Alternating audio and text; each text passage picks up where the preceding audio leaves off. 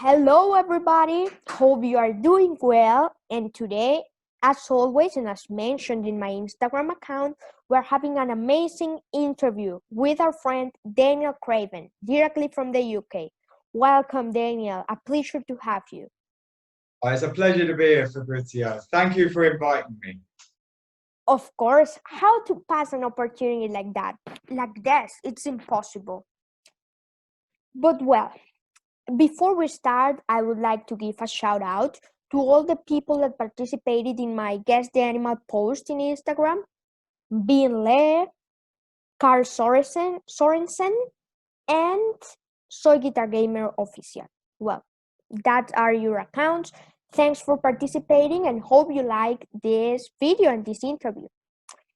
Daniel, what can you tell us about you? Like, a mini introduction of yourself. Let me see. So I work for Durrell Wildlife Conservation Trust. I'm at our headquarters based at Jersey Zoo in Jersey. And I've been working for the trust since 2001. So as a person born in Jersey, I don't know if you're familiar with our island. Do you know Jersey? Yeah, of course. Jersey in the Channel is one of the Channel Islands. That's correct. Yes. So we're a small island, and Jersey Zoo has always been an important part of the community of our island. And so working for them and their work across the world, obviously representing Durrell through our projects across the world, it was always something that interested me. I was always interested in animals and conservation. But I must admit, I didn't have any of the qualifications that would require somebody to go into conservation. I never went to university. I did other things with my youth that wasn't so academically based. I used to play football and I enjoyed that a lot. So I actually got into conservation through the back door, if you like. I started working in the gardens. I started as a gardener for Durrell Wildlife, and I did that for many years. I started to work on the organic farm and paid a real interest in the food that the animals got. And I did that for about 6 or 7 years, and really enjoyed that side of things. It was early mornings, and you'd get up and you'd have the joy of seeing some of the rarest animals in the world feeding off some of the foods that you'd grown. And increasingly, I got more involved in the work with keepers and things, and I started to do the export trip for the Jersey Zoo. So Jersey Zoo has lots of different animals in different conservation programs all around England and Europe. So I was transporting then the animals from Jersey and importing animals. So I had flamingos and orangutans and all kinds of wonderful animals in the back of my van, going through to different zoos and conservation organizations in the UK and in Europe as well. And I did that for many years as well. So I was constantly learning with some of the most fantastic people that you could ever wish to learn from, more about conservation. I paid an interest into the work of my colleagues and my knowledge grew. And I went for different opportunities at the zoo when they came up, and I started then to work in the education team. So I did a secondment there for around about 6 months, a year, before the role that I'm currently in now, which is looking after the volunteers at Durrell Wildlife, became available, and I applied for it and I got that job, and now I have the honor to look after volunteers in Jersey and around the world, people that want to get involved with Durrell Wildlife. I try to link their passions up to useful activities that can really help our cause and the way we like to approach conservation. Wonderful. Doing that's something that, well, it's known across Europe and in many parts. The volunteers at Jersey, it is very famous between, like young conservationists. Like Jersey is one of the zoos that I don't know, there's a passion about it. Like all the species they have, most of them are super rare, super endangered, and what they are doing is awesome. Also, you mentioned about two interesting topics that many people don't know about in zoos, like the nutrition of the animals, the food, and the movement of animals. Probably it sounds easy when you say, oh, there's a new lion at the zoo or a new elephant at the zoo. But you know what all the logistics it has to be to move that elephant or that lion from one zoo to another in airplanes, in ships, in you know, that's an awesome topic too. And knowing that you did those two amazing jobs while you were at Jersey, it's even more wonderful. Yeah, it is. It's fantastically interesting. And there is, you're absolutely right, a lot of work behind the scenes on how an animal arrives in a collection and how that animal is viewed within the broad context of all the other collections and their animals, because the keepers and the stud book organizers speak to each other to ensure that genetically these species have a viable genetic pool to make populations, and safeguarding the species. Should the worst happen in the wild, then we have a strong collection of animals. Of course, we would rather see those animals in their natural habitat, in their home countries, in the wild. That is what we would love to do. Durrell said he hoped to shut his zoo, that it wouldn't be needed. This wasn't a zoo designed for entertainment and leisure. It was a zoo designed to save species. He would love to shut this zoo because we have fixed the problems in the wild and animals and people are living in harmony together. Unfortunately, it's not the case right now, so we continue our work. But still, Daniel, thanks to institutions like Jersey, animals like the Przewalski horse, the scimitar horned oryx, and those animals still live today. And even thanks to the work that Durrell does, the Durrell Wildlife Trust, supporting several NGOs and captive breeding programs in situ across the world, more species has been saved. For example, that's what we talked with Carl Jones from Mauritius, how he saved, of course, with the support of the Durrell Wildlife Trust, a lot of native Mauritian species. Well, people, if you want to see it, you can go. Here's the link. The link is up. Well, let's go continuing our interview, Daniel. Well, how did you become involved with Durrell? I know you already say it, but I read that you were a professional footballer. So, is that true at first? Is that true? Yes, it was when I was younger. From around 17 years old, I played for a couple of the lower league clubs in the UK. I never made it to a very, very high level. My knees weren't very good, and I wasn't quite at the standard that it was needed. But I had a great time, 4 fantastic years to do that before I returned. Wow. Actually, I then returned to Jersey, and I got the travel bug, and I went to India, and I traveled to India for about a year, and I traveled the rest of Southeast Asia, and I came back about 2.5 years later, and then started working for Durrell Wildlife. Wow. Simply wow. Like being a footballer, yeah, well, that's amazing, really. And then involving in conservation and doing all of this. Wow. Simply wow. Why the Pygmy Hog? What inspired you to do a film about the Pygmy Hog? Or, yeah, why the Pygmy Hog? Does it mean something special to you? It certainly does for Brizio. I really was drawn to this species on a few different levels, actually. By the time I've gone out first to go and see the Pygmy Hog Conservation Program, I've been working at Durrell for 10 years. And I'd never visited one of the overseas projects. I'd seen the work that we'd done locally, and I've been all around Europe with different animals and things, but I'd never gone to see any of our field projects really happening.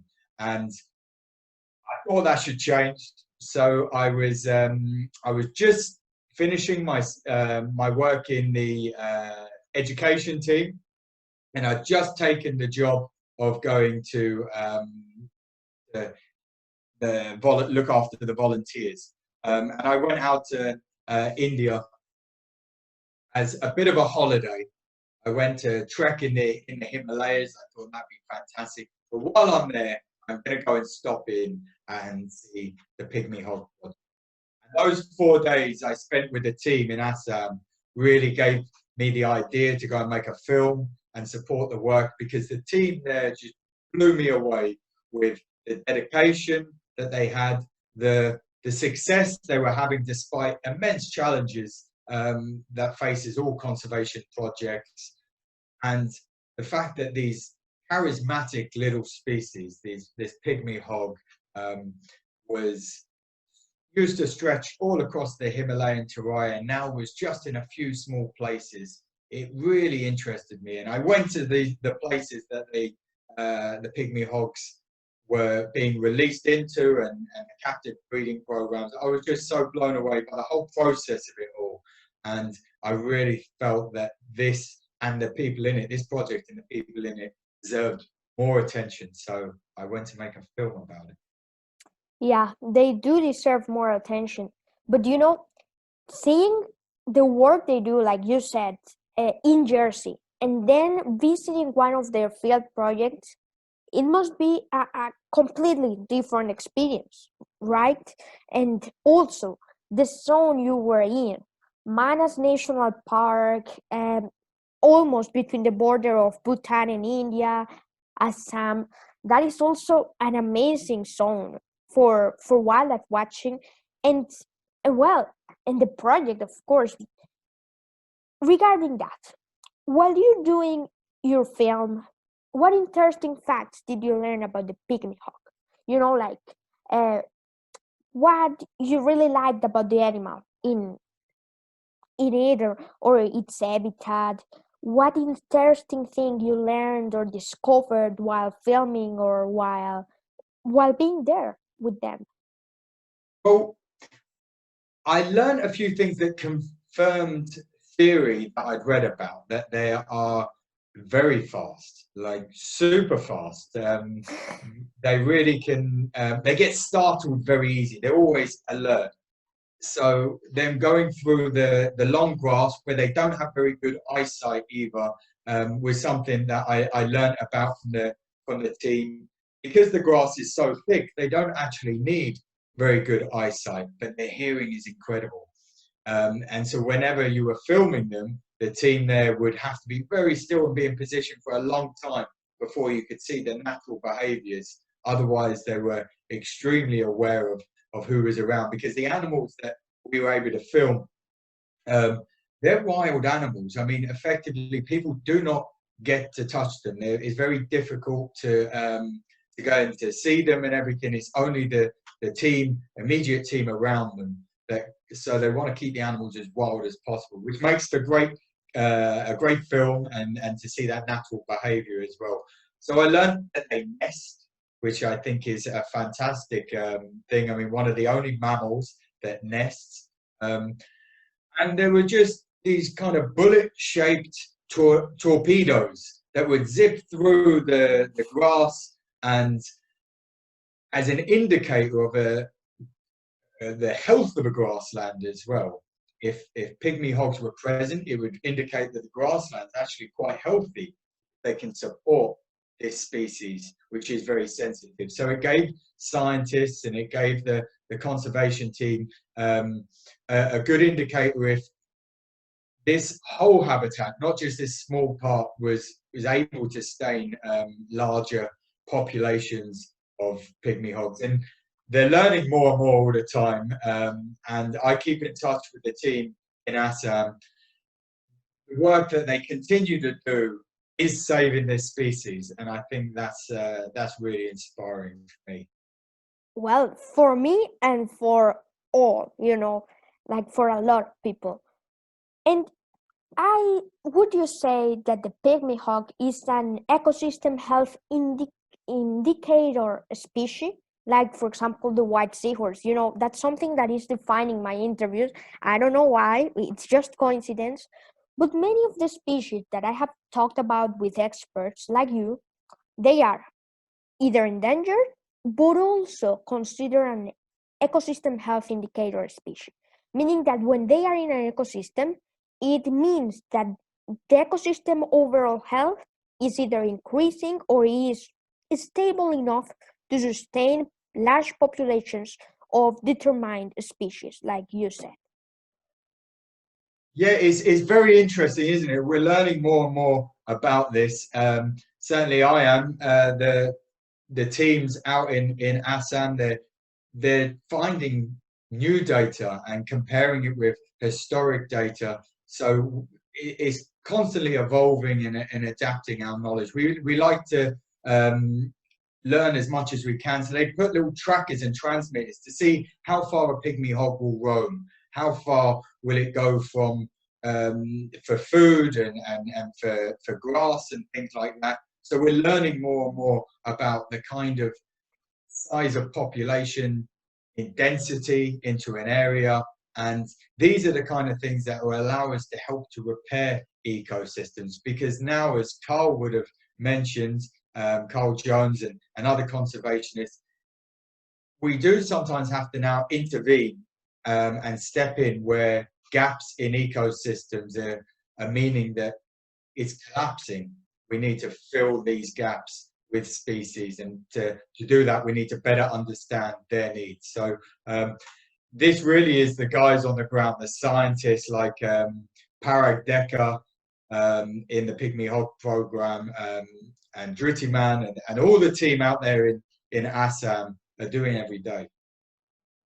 Yeah, that's one of the things that I really liked, and it must be an unforgettable experience to be there in the release of the 100th pygmy Yeah. hawk released into the wild. That is like it is a super event, because there you see that conservation paid off, that all the work that they did from 1995 and from even before to date has really meant something for the species.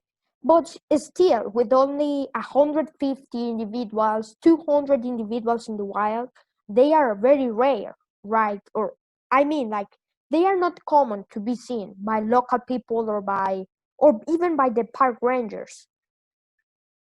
That's right. Yeah, you'd have to be super lucky to see one. I think actually Parag is let me know he'd never seen one in the wild, and he's been working with them for 20 years.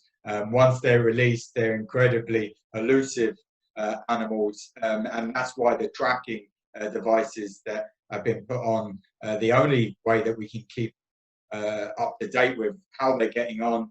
We do have camera traps now, though, introduced as well. So we had evidence earlier, I think it was this year or maybe late last year, of when the wild-born pygmy hogs are now being produced from the captive population that had been released. So to see that generation, to see the project really working and paying off, get confirmation of that we've actually seen a baby pygmy hog being born in the wild from captive bred and released pygmy hogs is something that I know the team out there were just celebrating wildly. And not just that, we saw different species come in. There was a tiger, there was hog deer, there was all these other species that are encouraged to come back as the habitat starts repairing itself, and the different areas that the hogs are being reintroduced to. It doesn't just benefit the pygmy hog. There's a whole host of these species that benefit the conservation work to save one species. Thank you, Daniel. That was, well, all of what is happening with this species is we are really seeing what the work was for, and and learning about all its behavior, how it is helping the ecosystem, things that, like in the 1970s, we were still discovering, we were still trying to know about. So, people, now it's the moment when I say that the first episode is finishing up. We are going to do this interview in a two episode series. We will launch the first episode this week and the second next week. So, Daniel, a pleasure to have you. Well, see you on the second episode. People, stay tuned. We will be talking about the nest of the pygmy hogs. Well, you will know which are my favorite parts of this amazing film. I will link you in the second video the link to Durrell's Underhogs, which is Daniel's film, so you can all go watch it and give it a like. They really deserve a like. Also, we'll be talking about more different things about the pygmy hogs. So, well, also more shout outs on next video. See you. I hope you enjoy. Remember to subscribe, to share. We need to keep raising awareness about the endangered species. Remember that. Bye. Bye. See you soon.